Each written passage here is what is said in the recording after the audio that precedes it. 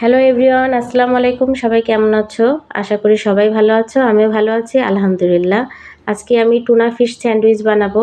এটার জন্য আগে আমি টুনা ফিশটি ভালো মতন ভেজে নিয়েছি। তোমরা যেমন মাংসের কিমাটা যেভাবে করো না, পেঁয়াজ রসুন মশলা টশলা দিয়ে, ঠিক সেইভাবেই করেছি। এই যে আমার করা হয়ে গেছে। এখন আমি এটাকে রেডি করব। তোমরা স্কিপ করবে না, আশা করি পুরো ভিডিওটি দেখবে।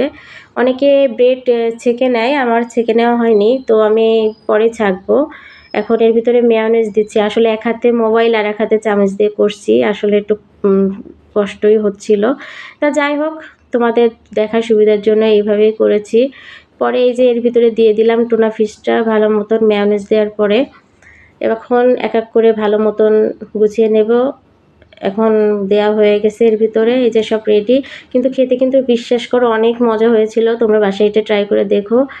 আর এই তো এখন আমি ছেঁকেও নিয়েছিলাম, আসলে এই ভিডিওটা করা হয়নি। আর তোমরা আমার ভিডিওটি যদি ভালো লাগে অবশ্যই লাইক কমেন্ট ও শেয়ার করে পাশে থাকবে, আর বেশি বেশি করে আমাকে সাপোর্ট করবে। আর সবাই ভালো থাকবে। আল্লাহ হাফেজ।